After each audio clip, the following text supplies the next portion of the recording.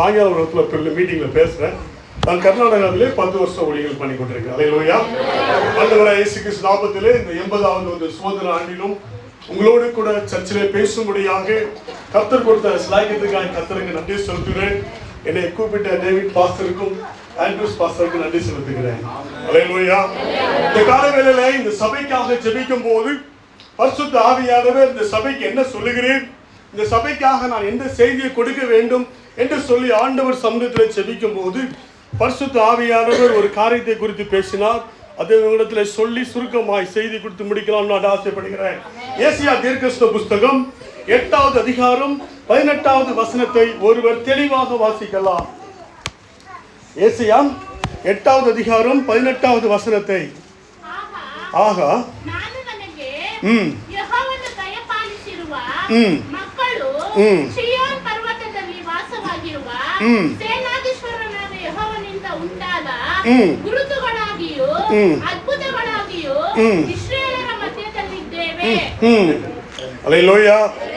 ஆண்டவர் சொல்லுகிறார், இதோ நானும் கர்த்தர் எனக்கு கொடுத்த பிள்ளைகளும் சீயோன் பர்வதத்தில் வாசமாயிருக்கிற சேனைகளின் கர்த்தராலே இஸ்ரவேலின் அடையாளங்களாகவும் அற்புதங்களாகவும் இருக்கிறேன். அல்லேலூயா, அல்லேலூயா. இந்த காலை வேளையில இந்த ஆராதனைக்கு வந்திருக்கிற இந்த கூட்டத்துக்கு வந்திருக்கிற உங்களை பார்த்து சொல்லுகிறார், கர்த்தர் உங்களை அடையாளங்களாக அற்புதங்களாக மாற்றப் போகிறார். அல்லேலூயா. ஒரு மனிதனுடைய வாழ்க்கையில அடையாளம் என்றால் ஒரு மனிதன் இப்படி இருக்கிறான் அப்படி இருக்கான்னு சொல்லுவாங்க. நம்முடைய வாழ்க்கையில அடையாளமாக கர்த்தர் நம்ம வைக்க போகிறார். அல்லேலூயா. அப்ப அடையாளமாய் ஆண்டவர் நம்முடைய வாழ்க்கையை வைக்க வேண்டும் ஆனால் நாம் என்ன செய்ய வேண்டும்? அல்லேலூயா. இஸ்ரவேலுக்கு நம்மை கர்த்தர் எப்படி வைக்கிறாரா? எல்லாரும் சொல்லுவோம், எப்படி வைக்கிறாரு? அடையாளங்களாகவும் அற்புதங்களாகவும் நம்முடைய பிள்ளைகளை வைக்கிறார். அல்லேலூயா. இந்த சபையை கர்த்தர் எப்படி வைக்க போறார்? அடையாளங்களாகவும் அற்புதங்களாக வைக்க. இதுல எந்த விதமான மாற்றுக்கள் எதுவுமே இல்லை. கர்த்தர் ஒரு வார்த்தை சொன்னார்னா அது ஆமென். அல்லேலூயா. மனுஷன் சொல்ல மாறிப்போம், கர்த்தர் சொல்ல மாறுமா? மாறவே மாறு. அப்போ நம்முடைய வாழ்க்கையிலே அந்த அடையாளங்களாகவும் அற்புதங்களாகவும் இருப்பதற்கு நாம் என்ன செய்ய வேண்டும்? முதலாவது, நிறைய வாழ்க்கையிலே தேவனுடைய வார்த்தையை விசுவாசிக்க வேண்டும். என்ன செய்யணும்? தேவனுடைய வார்த்தை என்ன செய்யணும்? விசுவாசிக்க வேண்டும். தேவனுடைய வார்த்தை விசுவாசித்து அதன்படி செபிக்கும் போது ஆண்டவருடைய தீர்க்க தரிசனங்கள் நிறைவேறும். ஏசியா தீர்க்கதரிசன புஸ்தகம் இல்ல யோசுவாவின் புஸ்தகம் 21வது அதிகாரம் கடைசி வசனத்தை ஒருவர் வாசிக்கலாம். ஏசியா 21 கடைசி. யோசுவா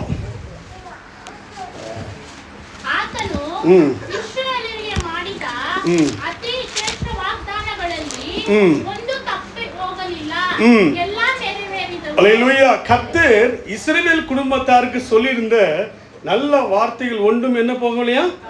தவறி போகல. எல்லாம் எப்படி ஆயிடுச்சு? நிறைவேற்று. அப்ப இந்த காலை வேளை ஆராதனைக்கு வந்து உங்களை பார்த்து சொல்லுகிறார், ஆண்டவர் எல்லா ஜனங்களுக்கு முன்பாக இந்த சபையை உயர்த்த போகிறார். எல்லா கைகளை உயர்த்தி ஒரு ஆண்டவரை ஸ்தோத்திரம் சோதர. ஆண்டவரே, ஆண்டவரே, இஸ்ரவேலுக்கு நீ அடையாளங்களாகவும் அற்புதங்களாகவும் இந்த சபையை மாற்றுவதற்காக சோதர. எல்லா கைகளை வைத்து சொல்லுங்க. இயேசுவின் நாமத்தில் இந்த சபைக்காக ஒரு நிமிஷம் இந்த 80வது சுதந்திர நாளிலே எல்லாரும் சொல்லுவோம், ஆண்டவரே, இஸ்ரவேலுக்கு எங்கள் சபை ஒரு அடையாளங்களாக அற்புதங்களாக நீர் மாற்றுவதற்காக சோத்திரம். ஆண்டவரே, நீர் அப்படி செய்ததுக்காக நமக்கு நன்றி. எங்களுடைய நமக்கு சொல்லுவோம், ஆண்டவரே, எங்களுடைய குடும்பங்களிலும் எங்களுடைய வாழ்க்கையிலும் நீங்க இஸ்ரவேலுக்கு அடையாளங்களாக அற்புதங்களாக எங்களுடைய பிள்ளைகளை நீர் மாற்றும்படியாக செபிக்கிறோம். எங்கள் வாழ்க்கையை நீர் மாற்றுவீராக, எங்களை நீர் உயர்த்துவீராக. உம்முடைய கரம் எங்களுடைய வாழ்க்கையை ஆசீர்வதிக்கும்படி செபிக்கிறோம் பிதாவே. ஆமென். அப்ப பாருங்க, தேவன் ஒரு வார்த்தை சொன்னார்னா அது ஆமென் என்று சொல்லும்போது அப்படி படிக்கும். அல்லேலூயா. அப்ப தேவன் நம்முடைய வாழ்க்கையை தீர்க்கதரிசனமாய் சொன்ன வார்த்தையை கட்டாயம் நிறைவேற்றுவார். எப்படி நிறைவேற்றுவார்? கட்டாயம். ஒரு மனுஷனுடைய வாழ்க்கை குறித்து பார்க்கலாம், வாசிக்கலாம். 1 நாளாகமத்தின் புஸ்தகம் 4வது அதிகாரம் 9வது வசனத்தையும் 10வது வசனத்தையும் வாசிக்கலாம்.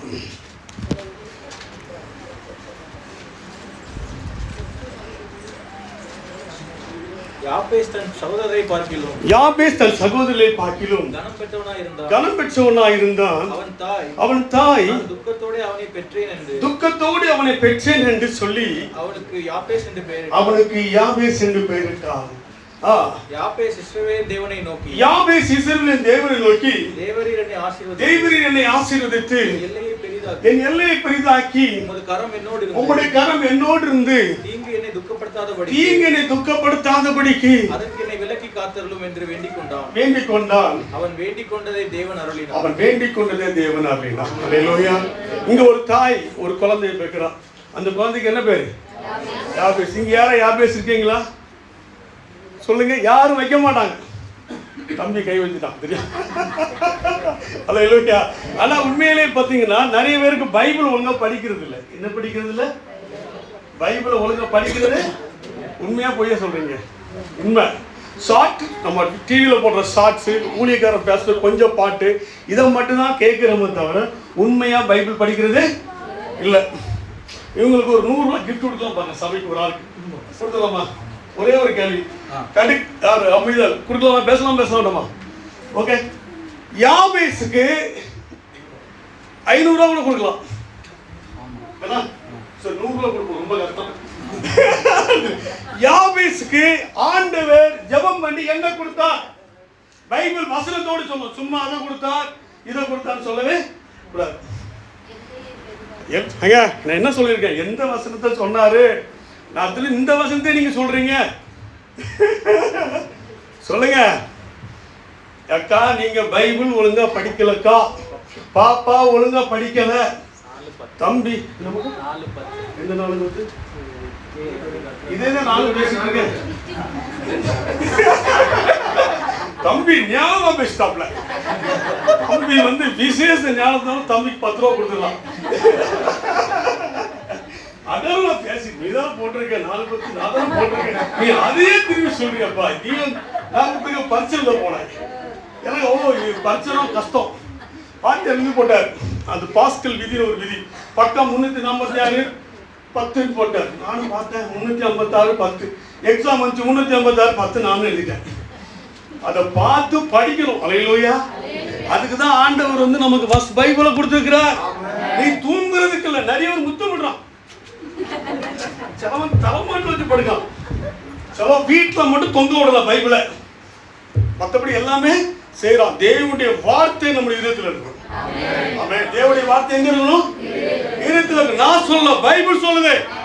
அல்லேலூயா. எங்க இருக்கு பாருங்க. உபாகமத்தின் புஸ்தகம் 6வது அதிகாரம் 6ல இருந்து வாசிக்கலாம். இன்னும் பெட்டு மறக்கல, அதை மறந்துடாங்க. சொல்லுங்க. உபாகமம் 6:6. நான் உனக்கு கட்டளையிடுகிற வார்த்தைகள் உன் இருதயத்தில் இருக்கக்கடவது. நீ அவைகளை உன் பிள்ளைகளுக்கு கருத்தாய் போதித்து, நீ உன் வீட்டில் உட்கார்ந்து இருக்கும் போதும், வழியில் நடக்கிற போதும், படுத்துக் கொள்ளுகிற போதும், எழுந்திருக்கிற போதும் அவைகளை குறித்து பேசி அவைகளை உன் கையின் மேல் அடையாளமாய் கட்டிக் கொள்வாயாக. அவைகள் கண்களுக்கு நடுவே ஞாபகக்குறியா இருக்கக்கடவது. அல்லேலூயா. அப்ப பிள்ளைகள் வீட்டுல உட்காரும் போதும் எழுந்திருக்கும் போது என்ன பேசணும்? பைபிளுடைய வசனத்தை பேசணும். நம்ம என்ன பேசுறோம்? நேத்து ஸ்கூல்ல நடந்த கதை, சண்டை போட்ட கதை, இதுதான் என்ன பேசுறோம். உண்மையா இல்லையா? சொல்லு பாப்பா. அப்ப இன்னைக்கு நிறைய வாழ்க்கையில வசனங்களை பேசுறது. நான் ஒரு முஸ்லீம் ஸ்கூல்ல படித்தேன். சின்ன வயசுல 8 வரைக்கும் ஒரு முஸ்லீம் school, 9th 10th Christian school. அப்போ நான் 10th அப்புறம் தான் ரசிக்கப்பட்டேன். அப்போ முஸ்லீம் ஸ்கூல் என்ன செய்வாங்கன்னா, கிளாஸ் முடிஞ்சு வீட்டுக்கு வந்துடுவோம். ஆனால் அவங்க வீட்டுக்கு போகவே மாட்டாங்க. எங்கே நேரம் ஓத போயிடுவோம். ஸ்கூல் இருக்கும், அங்கே போய் ஒவ்வொரு கிளாஸ் படித்து குரானை படிப்பாங்க. ஆனால் இன்றைக்கி நம்ம கிறிஸ்துவ பிள்ளைங்க எப்படி இருக்கு? சொல்லுங்க, நீங்களே சொல்லுங்க. குரானை சின்ன வயசுலேருந்து படிக்கிறோம். நம்ம எப்படி படிக்கிறோம்? பிபிஎஸ்க்கு ஒழுங்காக வர மாட்டேங்கும். வீட்டில் ஒழுங்காவது பைபிள் படிக்க மாட்டேங்கும். படின்னு சொல்லி அந்த பிள்ளை தூங்குது. பைபிள் ஒரு சங்கீதம் 23 இதில் சங்கீதம் 23ஆவது சங்கீதத்தையும் 128வது சங்கீதத்தை தவிர வேற எந்த சங்கீதம் யாருக்குமே தெரியாது. காரணம் என்னன்னா, நம்ம ஆவிக்குரிய காலத்துல கம்மியா இருக்கிறோம். ஒரு யூதனுடைய வாழ்க்கையில 10 வயசுக்குள்ள தோராவை முடிக்கிறான். எத்தனை வயசுல முடிக்கிறான்? 10. ஆதியாகமம், யாத்திராகமம், என்னாகமம், லேவியராகமம், வாகமம், இந்த 5 ஆகமத்தை முடிக்கிறான். அந்த 5 ஆகமத்தை முடிச்சு மனப்பாடம் பண்றான். நம்ம என்ன பண்றோம்? சொல்லுங்க. நல்லா யோசிச்சு பாருங்க. நம்முடைய வாழ்க்கையில நம்ம எப்படி இருக்கிறோம்? சொல்லுங்க, எப்படி இருக்கோம்? கம்மியாக இருக்கும். எப்படி இருக்கும்? உங்களுக்கு 500 ரூபா தரேன், எத்தனை ரூபா தரேன்? 500 ரூபா தரேன். நீங்கள் இந்த அந்த ஃபஸ்ட் வசனம் யாபேசுக்கு கர்த்தர் என்ன கொடுத்தா வசனத்தோடு சொல்லிட்டா 500 ரூபா. அற்புதங்களா? நான் இப்போ என்ன சொன்னேன்? தமிழ் ஒன்று புரியலையா? தமிழ் மாட்டாடும் என்னம்மா? நான் உங்களுக்கு சொல்றது நீங்க கலால என்ன சொல்லிருக்கீங்க? தமிழ் சொல்ல. அதாவது தேவன் உங்களுக்கு என்ன ஆசீர்வாதத்தை யாபேஸ் கொடுத்தார் என்பதை வசனத்தோடு சொல்லணும்னு சொல்றேன். வசனத்தோடு நீங்க சொல்லணும்னு சொல்றேன். வாசிக்கலாம். 1 சாமுவேல் புஸ்தகம் 31வது அதிகாரம் 11வது வசனம்.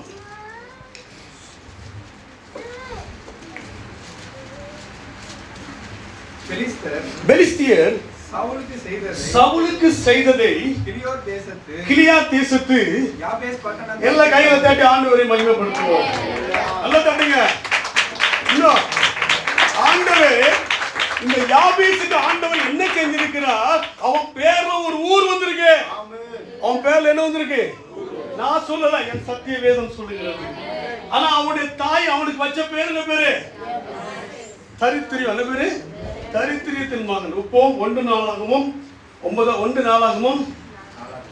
அதிகாரம் 9வது வசனத்தை வாசிங்க.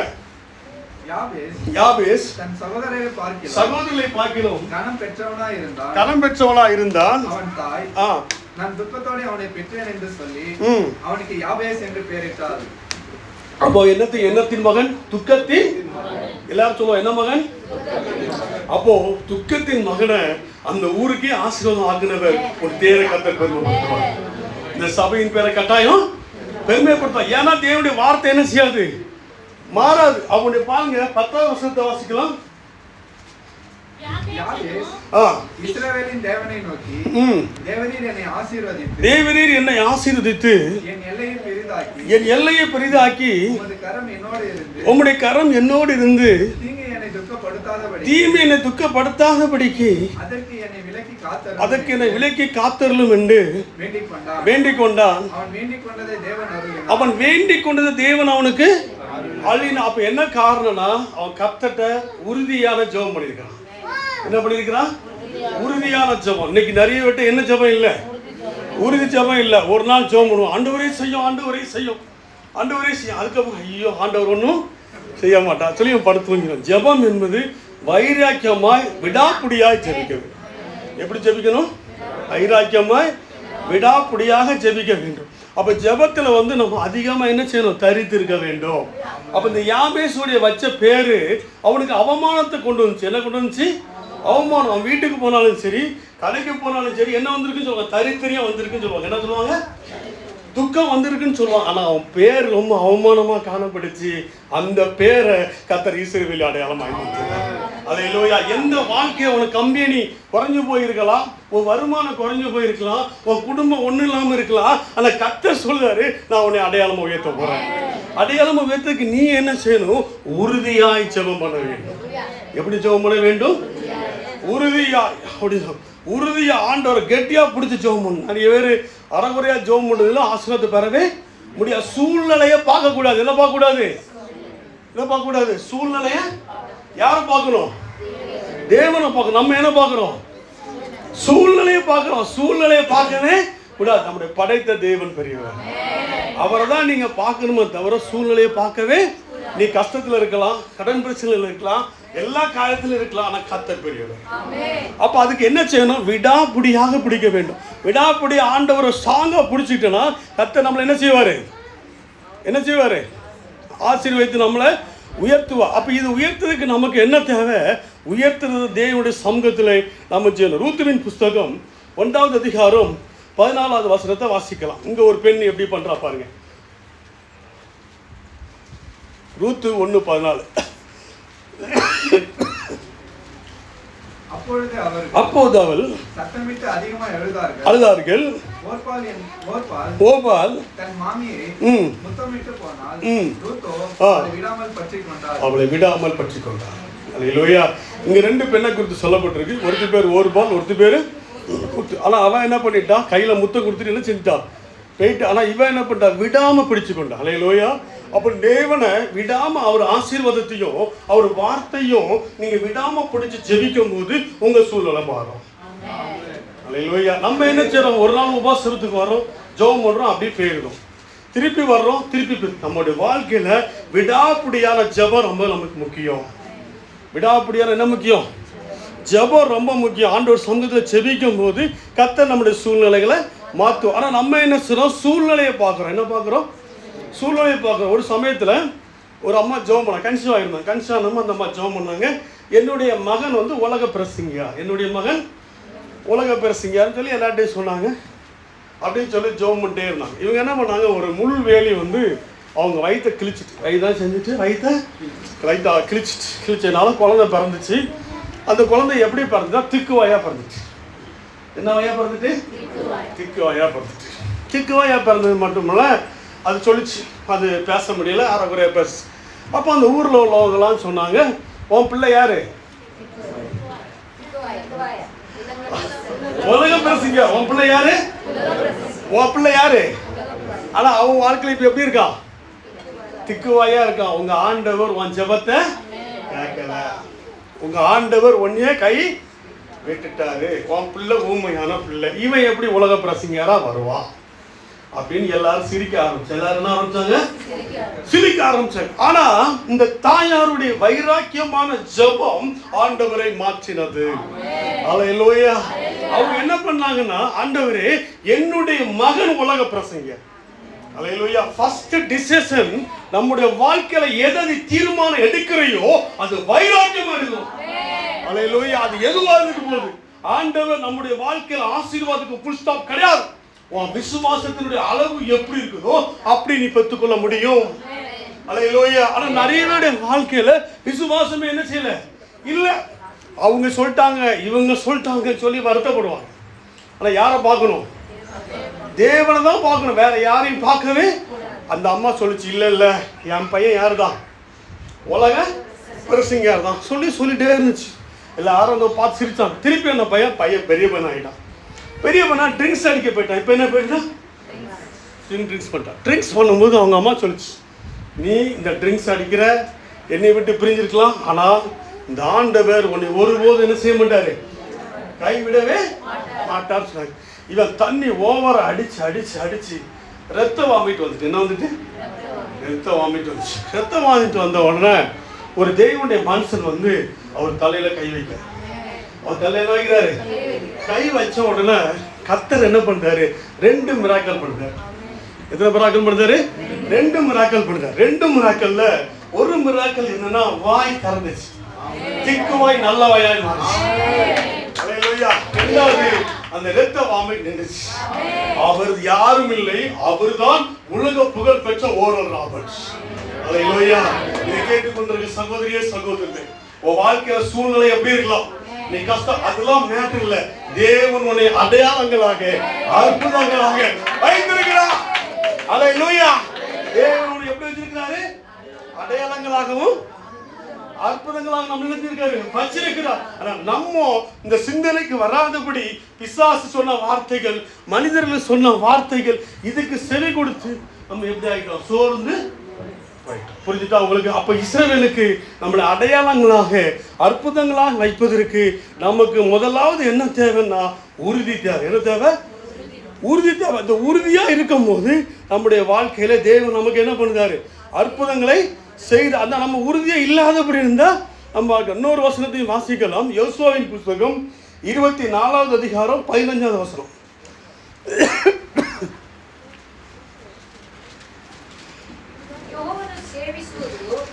ನಿಮಗೆ ಸರಿಗಾಣದಿದ್ದರೆ ಯಾರನ್ನು ಸೇವಿಸಬೇಕೆಂದಿದ್ದೀರಿ? ಇವತ್ತೇ ಆರಿಸಿಕೊಳ್ಳಿರಿ. ನಿಮ್ಮ ಪೂರ್ವಿಕರು ಯುಫ್ರೆಟಿಸ್ ನದಿಯ ಆಚೆಯಲ್ಲಿ ಸೇವಿಸುತ್ತಿದ್ದ ದೇವತೆಗಳು, ಆ ದೇಶದ ಮೂಲ ನಿವಾಸಿಗಳಾದ ಅಮೋರಿಯರ ದೇವತೆಗಳು, ಹೇಳಿರಿ, ನಾನು ನನ್ನ ಮನೆಯವರು நானும் என் வீட்டாரும் ஆனால் யாரை சேவிப்போம்? கர்த்தரையே சேவிப்போம். அப்ப பாருங்க, நம்முடைய வாழ்க்கையில நம்ம எந்த நிலையானாலும், எந்த நிலைமையானாலும், எந்த சூழ்நிலையானாலும் கர்த்தரை நாம் உறுதியாய் பிடித்துக் கொள்ள வேண்டும். கர்த்தரை உறுதியாய் பிடித்துக் கொண்டு செபிக்கும் போது கர்த்தர் நம்மளை ஆசீர்வதிப்பார். பாருங்க, இந்த வம்சாவளியெல்லாம் யார் பிறந்திருக்கிறா? இயேசு கிறிஸ்து பிறந்திருக்கிறார். மத்தேயு சுவிசேஷம் 1வது அதிகாரம் 5வது வசனத்தை வாசிக்கலாம். மத்தேயு 1:5. சல்மோன் சல்மோன் சல்மோன் போவாசை போவாசை ராகாபினிடத்தில் பெற்றான். ராகாபிடத்தில் பெற்றான். போவாஸ் போவாஸ் ஓபேதை ஓபேத்தை ரூத்தினிடத்தில் பெற்றான். இந்த ரூத்து தான் உறுதியான நடவடிக்கை பண்ணான். அல்லேலூயா. அந்த ரூத்துடைய சந்ததியில யார் வர்றா? இயேசு கிறிஸ்து பிறக்கிறார். அன்னைக்கு அந்த அம்மா உறுதியா எடுக்கலன்னு வச்சுங்க, அவன் சந்ததி பார்க்கறதுக்கவே முடியாது. அப்ப இன்னைக்கு கால வேளையில இந்த ஆராதனைக்கு வந்திருக்கிற உன்னுடைய வாழ்க்கையில பரிசுத்த ஆவியானவர் பேசுகிறார். நீ உறுதியாய் நம்பிக்கை. ஆண்டவரே தெய்வம். வேற எதுக்கும் செவி சாய்க்கவே கூடாது. பேஸ்புக்கு யூடியூபுக்கு எதுக்கும் செவி சாய்க்கவே. யாருக்கு செவி சாய்க்கணும்? கர்த்தருக்கு. கர்த்தருக்கு தான் நீங்க செவி சாய்க்கணுமே தவிர வேற எதுக்கு என்ன செய்யக்கூடாது? செவி சாய்க்க. அப்படி செவி சாய்ச்சிங்கன்னா உங்க வாழ்க்கையில் என்ன பிரச்சனைகள் வரும். நம்ம கர்த்தரை தைரியமாய் பிடித்து கொள்ளும் போது, நாம் உறுதியா இருக்கும் போது தேவன் நம்மை ஆசீர்வதிப்பார். இதுல எந்த விதமான சந்தேகம் இல்லை. ரெண்டாவது நம்ம என்ன செய்யணுமா? 1 சாமுவேல் புஸ்தகம் 18வது அதிகாரம் 7வது வசனத்தை வாசிக்கலாம். 1 சாமுவேல் 18:7 வாசிக்கலாம். அந்த ஸ்திரீகள் ஆடி பாடுகையிலே சவுல் கொண்டது 1000, தாவீது கொண்டது 10,000 என்றார்கள். அந்த வார்த்தை சவுலுக்கு விசனமாய் இருந்தது. அவன் மிகுந்த எரிச்சல் அடைந்து தாவீதுக்கு 10,000 எனக்கோ 1000 கொடுத்தார்கள். இன்னும் ராஜாங்கம் மாத்திரம் அவனுக்கு குறைவாய் இருக்கிறது என்று சொல்லி அந்த நாள் முதற்கொண்டு சவுல் தாவீதை காய்மரமாய் பார்த்தான். காய்மரமாய் என்ன செஞ்சான்? பார்த்தான். இங்க நல்லதுங்க, இங்க ஒரு பொறாமை வருது. வாசிக்கலாம் அதே அதிகாரத்துல 14 வாசிக்கலாம். 1 சாமுவேல் 18:14. தாவீது தன் செய்கைகளில் எல்லாம் கடா பைபிள் என்ன சொல்லிருக்கு? யெகோவனோ இவன சங்கடத்திலையும் இதறிதாரு. அப்படியா? அப்போ அப்படி விவேகனின் நடத்தினான். அப்ப இதுல என்ன போட்டிருக்குன்னா, அவன் எல்லாவற்றிலும் அவன் எப்படி காணப்பட்டான்? புத்திமானாய் நடந்தான். அப்ப இன்னைக்கு நிறைய வாழ்க்கையில, கிறிஸ்துவ வாழ்க்கையில புத்தி இல்லாம வாழ்றோம். எப்படி இல்லாம வாழ்றோம்? ஆனா ஒரு நாட்டை எதிர்த்தவன் யாரு? ஒரு சாதாரண ஆடு மேய்க்கிறான். நல்லா கவனிச்சுக்கோ. உன் வேலையில அவன் என்னை எழுத்துட்டா, இவன் என்ன பேசிட்டா, அவன் பேசிட்டா, நீ சோர்ந்து போனா நீ புத்திமானா இல்ல. அல்லேலூயா. உலகில் இருக்கு நம்மில் இருக்கிறவன். திருப்பி சொல்லுங்க, உலகில் இருக்கு நம்மில் இருக்கிறவன். நான் வேலை பார்க்கிற கம்பெனில நம்ம பெரிய. அல்லேலூயா. அப்ப நம்முடைய வாழ்க்கையில ஏன் நம்ம ஃபெயிலியர் ஆகுறோம்னா, நமக்கு என்ன இல்லை? புத்தி இல்லை. அல்லேலூயா. புத்தி என்பது வேற. அப்ப என்னத்தை சம்பாதிக்கணுமா? பைபிள் சொல்லுது பாருங்க. நீதிமொழிகள் புஸ்தகம் 16வது அதிகாரம் 16வது வசனத்தை வாசிக்கலாம். நீதிமொழிகள் 16:16 வாசிக்கலாம். பொன்னை சம்பாதிப்பதிலும் ஞானத்தை சம்பாதிப்பதிலும் எவ்வளவு உத்தமம். வெள்ளியை சம்பாதிப்பதிலும் எல்லா கையில தட்டி ஆண்டவரை மகிமைப்படுத்துவோம். எழுதுறீங்க. அல்லேலூயா. அப்ப நம்ம எதை சம்பாதிக்கணுங்க? எதை சம்பாதிக்கிறோம்? புத்தியை சம்பாதிக்கணும். அல்லேலூயா. அப்போ தங்கத்தை நீங்க சம்பாதிச்சு வீட்டுல வைக்கிறீங்க. ஏன்னா தங்க ரேட் எப்படி இருக்கு? கூட்டிட்டு நீங்க 1 கிராம் எவ்வளவு? 15,000. அப்ப எவ்வளவு ஆயிட்டு? எல்லாரும் தங்கத்தை நீங்க சேர்த்து வைக்கலாம். அது இங்க விலை கூடிரும் பாஸ்டர். இடம் வாங்கி போட்டுரும், அது வாங்கி போட்டுரும். எல்லாம் மக்கள் எதை நோக்கி ஓடுறான் சொல்லுங்க? பணத்தை நோக்கி ஓடுறான். சர்ச்சுக்கு வரல, ஓட்டி பார்க்கணும் பாஸ்டர். சர்ச்சு பிரதேசம் சாயங்காலம் காட்டுக்கலாம்.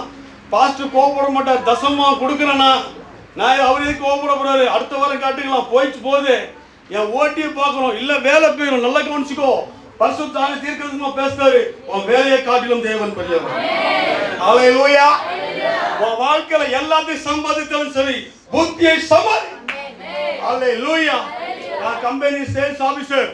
அந்த வேலையை கத்த ரிசைன் பண்ணார். ஆண்டவரே உமக்கு வேலை இல்லை. ஆண்டவரே உமக்கு வேலை இல்லை. நான் இப்ப நல்ல சம்பளம் ரிசைன் பண்ணவே முடியாது. கம்பெனில கடைசி பிரச்சனை கம்பெனில என்ன வந்துட்டு வேலையை விட்டு நான் ரிசைன் பண்ண நானே ரிசைன் பண்ணிட்டேன். அப்ப எதை சம்பாதிச்சாலும் எதை சம்பாதிக்கணும்? புத்தியை சம்பாதிக்கணும். புத்தி தான் முக்கியம். அது எங்க வரும்? பைபிள்ல தான் இருக்கு. அல்லேலூயா. தாவீது பாருங்க, ஒரு கவர்மெண்ட் எதுக்குறான்? சாதாரண ஆளு. அவன் ஆடு மேய்க்கிறான். ஆனா கவர்மெண்ட் ஆளுறது யாரு? சவுல். சவுல் எதை ஆள்றான்? கவர்மெண்ட் ஆள்றான். ஆனா தாவீது என்ன பண்ணான்? அவன் ராஜாவை பார்த்ததும் கிடையாது, பேசுறதும் கிடையாது, எதுவும் பண்ணதுமே இல்லை. அவன்